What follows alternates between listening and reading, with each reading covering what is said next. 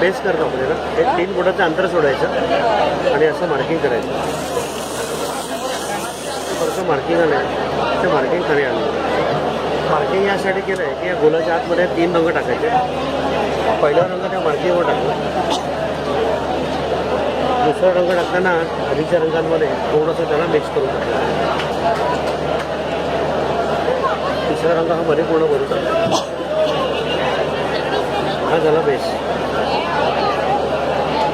Base केल्यानंतर मी centre point काढला. तो सेंटर आणि डिझाईनचा सेंटर आपण एकमेकांना फक्त मॅच केलं आहे.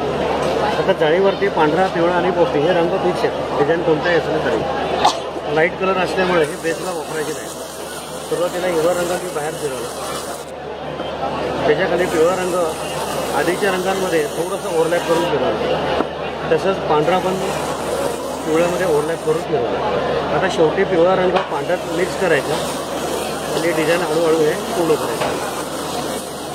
ठीक आहे. आता जे रंग आपण खाली टाकले होते ना त्या रंगांवरती सगळं डिझाईन हे तयार होतं. ही पूर्ण प्रोसेस यात दिलेली आहे. रंग कोणते खाली टाकायचे आहेत, कोणते